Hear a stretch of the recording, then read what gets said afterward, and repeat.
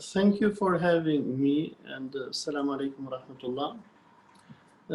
I like the title of this webinar, which you named it, is the plight of the Uyghurs just Western propaganda?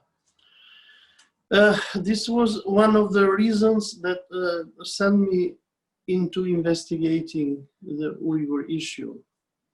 In general, I'm skeptic to news when they come from Western media outlets like BBC or CNN or what have you. And this is related to our experience in the Balkans, because in 2011, 12, 13, we had a lot of propaganda being done against Syria, which sent many European and Balkan Muslims to join jihad in Syria and to end up as terrorist fighters. So with this idea in mind, when I was seeing Western media outlets talking about the plight of the Uyghurs, I was a bit skeptic, and I wanted to investigate myself in order to understand what is really going on. My suspicion was that the life of Uyghurs in Xinjiang is good, but some Western and probably American ruffians were trying to do a second jihad against another country which does not obey to the American hegemony. And for this reason, in July of 2019, I approached the Chinese embassy in Tirana, Albania.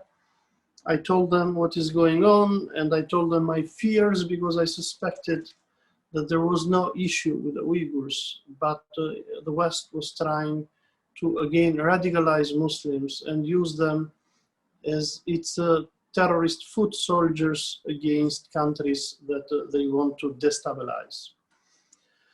For this reason, after presenting myself to the Chinese embassy, a few days later, I was invited to join a group of journalists who were going to visit Xinjiang Uyghur Autonomous Region of China.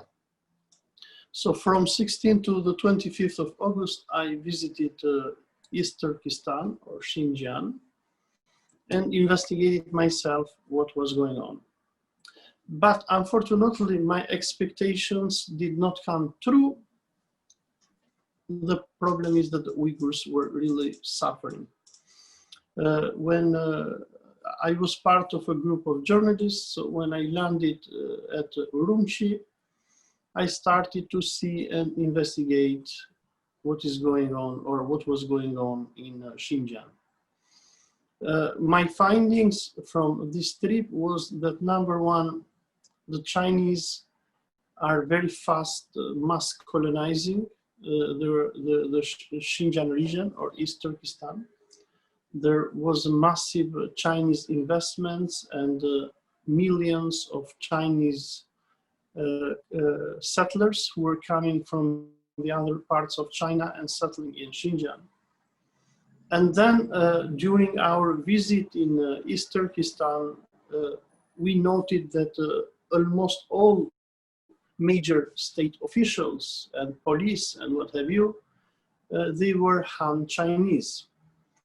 So when somebody visits Xinjiang, he gets the impression as if he's visiting Tel Aviv or Jerusalem or Haifa, where you see Israeli colonists who have taken a piece of land, turned it into their own country, and on the other hand, they discriminate the natives. So like in Israel and in Palestine, where we see an apartheid regime, where Israeli settlers rule over native Palestinians, you could see the same thing happening in Xinjiang. So as a foreign observer, you can immediately notice that this is a colonized province. The second thing is you observe a massive military state apparatus which supervises every street, every area, every shopping area, etc. So it was a resemblance from my visit in Palestine, in West Bank and Israel in December 2018. So you are faced with a military regime which is imposed by Beijing, and it is directed against the native Uyghur Muslim population. Then, during our stay, our Chinese hosts, they delivered us a number of lectures, and the lecturers were, of course, Han Chinese, people coming from other parts of China, who conveyed to us a very Islamophobic and anti-Muslim and anti-Turkic perspective on the history of Xinjiang. So the official state narrative, which somebody can very easily see it even in the white papers that the Chinese government has released about Xinjiang, you see that the local Turkic Muslims, be them Uyghurs, Kazakh, Kyrgyz, Tatars, and others, they are all depicted as being immigrants or latecomers to Xinjiang. And the official state propaganda that the CCP conveys to journalists like us, but even to the schools of the province, is that this province has historically been Han Chinese. Now, coming from Balkans, this kind of propaganda had a very familiar resemblance coming into my mind when we look back at Yugoslavia and the Serb chauvinistic propaganda that we have seen, but even Catholic in some cases, where at least since the Congress of Berlin of 1878, we, the Muslims of Southeastern Europe, are portrayed and depicted by fascist Christian propaganda here in the Balkans as Turks, as latecomers, as foreigners that should be either forcefully converted into Christianity or deported back to Anatolia and Turkey. The same propaganda we received when we were in Urumqi, in a hotel where for I think 2 days or 3 probably, we were delivered a number of lectures. During our visit in Xinjiang, our CCP friends who organized the event from the information office of Xinjiang, they sent us to 3 state museums in Urumqi, in Aksu, and in Kashgar.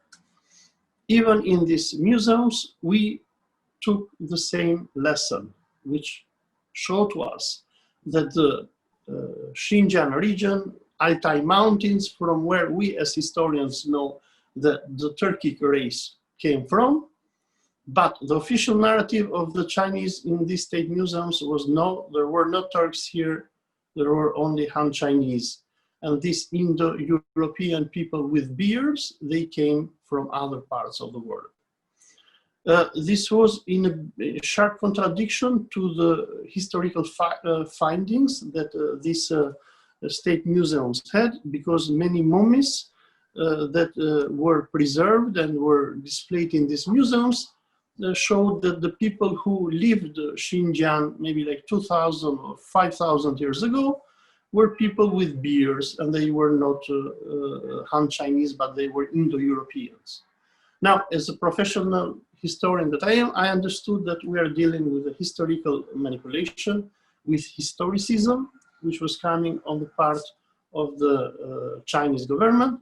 And moreover, as somebody who is critical to Western imperialism and capitalism, I was shocked because in the People's Republic of China, I didn't find a socialist ideology, I didn't find a Marxist narrative on the history, where according to Marx, proletarians, they have no nation, but the official narrative that the Communist Party of China was depicting in this region was an Han imperialist narrative. So in a way, what I understood, and I told even to our Chinese friends when I was there, I told them I was hoping that you would be socialist or communist or Marxist, but unfortunately, it seems that you are Chinese imperialists.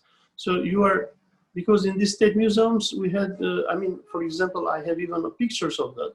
You had big signs in the walls writing that Islam is a foreign religion, which came through Turkish and Arab violence and primitivism, and Uyghurs, they are not Muslims, but they were Buddhists, and the whole official narrative was a narrative of a Han Chinese Buddhist and Confucian reconquista. Like if we have, let us say, in Europe, in Spain, the history of Catholic reconquista in Andalusia against Muslims, here we had a Confucian and a Buddhist Han Chinese version of reconquista against Islam. As long as I was observing these things in state institutions, in the white papers, I understood that there is an official state Islamophobia in China against Muslims, but for the sake of respecting the people who had invited us, I was keeping silent, I was not making too many comments, etc. But then what happened is, I forgot the exact date, but I mean, after landing in Urumqi around 4 or 5 days later, we visited the first concentration camp, or what our Chinese officials were telling us, and how they were calling them, the vocational training centers. And here is where the big shock came, not only for me, but for the old journalists who were part of this visit. We found out that Chinese authorities were taking people from the streets. They were taking Uyghurs, Muslims, Turkic people, Kazakhs from the streets, and they were sending them in mass detention centers. These mass detention centers, which we in the West call them concentration camps, and according to many Western analysts, it is estimated that from 1 to 3 million Muslims are locked into these centers. But one of the lecturers that we had in this visit, he told us that he thinks that the number is probably 500,000. So the number 1 or 3 million is exaggerated, but 500,000 is still a lot. So in these centers, what the Chinese government was doing with the Muslims of Xinjiang, they were taking them from the street and they were forcefully de-Islamizing them. These were not schools like the Chinese government wants to depict them. They were prisons. And for me, as an East European coming from, I mean, when I was young, I lived in a Stalinist communist Albania, where we had this kind of mass detentions, where the criminal elements of the society were put in order to be educated. But of course, in these detention centers that we had in time of communism in Albania, the number was very few, and the people who were going there were criminals. But what I saw in China, in Xinjiang, was that the Chinese government was jailing in an industrial scale the Uyghurs, mainly the youths, sending them into these centers and forcing them to renounce their Turkic and Islamic identity. With this Samsung phone that I have in my hand, when I was in these centers, I recorded many interviews with many of these detained Uyghur Muslims. And even though the Chinese propaganda was telling to us that the people who were in these centers, they were terrorists, they were Islamic extremists, suicide bombers, etc. When I started interviewing these people and asking them who they are, what is their crime, the answers were I mean, unimaginable. These people were sent into these detention centers because they had read a history of Uyghurs, because they had prayed to Allah, because they had put a headscarf, because they had made a Muslim religious marriage nikah, because they had told to their mother to read the Quran, and things which are unimaginable for us who live in free, liberal democracies. And what we understood was that the Chinese government was implementing a program in Xinjiang where it was trying to, in an industrial scale, destroy the Muslims of Xinjiang. These people that we met were forced to 24 hours a day speak Han Chinese, read and write Han Chinese, learn Han Chinese history, philosophy, law, and culture. So in few words, they were forcefully being Sinized. Moreover, during our visit in Xinjiang, the Chinese authorities, they presented us with an ambitious imperialist project that the Chinese government has, which is One Road and One Belt project. And wherever we were going in state institutions and everywhere, we were shown massive maps which were showing the project of the Communist Party of China to turn China into a global economic superpower. We were shown highways, railways, which were starting from Beijing and passing through Xinjiang. And from Xinjiang and Urumqi, they were spreading throughout Asia, even in Europe and Africa. And the network of highways that the Chinese government was planning to build was going to end in Istanbul, in Morocco, in Africa, and everywhere else. So what we understood during our visit was that the Chinese government is trying to, in an industrial scale, to destroy the Muslims of Xinjiang. In an industrial scale, is mass colonizing Xinjiang, because Xinjiang is very important for its imperialist project of One Road and One Belt. So we witnessed a Muslim genocide. These people that we saw in these detention centers, they were prisoners, because for the people who can see my videos, I made a number of questions to their so-called teachers who were thought control teachers. And we asked them, you claim that these are schools.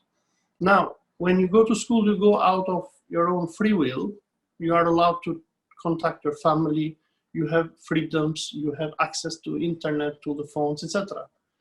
But do these people have these rights? The answer was no. So people were being taken away from their families, separated from their children, husbands, mothers, fathers, and they were locked into these centers for years.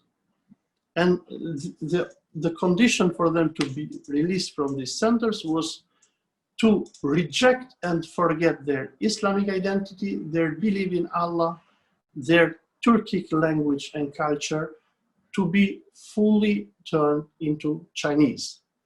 So for people who are familiar with Rudyard Kipling and the history of British imperialism in Africa and in Asia, what the British made in 100 or 200 years through their soft power and schools in India and in Africa, the Chinese government to do within few years. If the famous thing of Rudyard Kipling, Indian who looks an Indian but thinks as a British and acts as a British. In the case of Xinjiang, we had the Chinese government who was taking these Uyghurs who looked Uyghurs but who were forcefully forced to think as Chinese, to speak as Chinese, and to act as Chinese. It was a cultural genocide, a very violent process. This is, in few words, my presentation. And to conclude it, I was wrong. It was not just Western propaganda, what I heard about Uyghurs, but it was true. Unfortunately, the champions of the Uyghur issue nowadays are Islamophobes like Mike Pompeo and people from the American Congress and State Department. But why these people speak about Uyghurs, this doesn't mean that the Uyghur issue doesn't exist. And this doesn't mean that we have to be silent on the Uyghur issue and to say, no, it doesn't exist, or no, we don't want to hear about it because American Islamophobes speak about that. Thank you.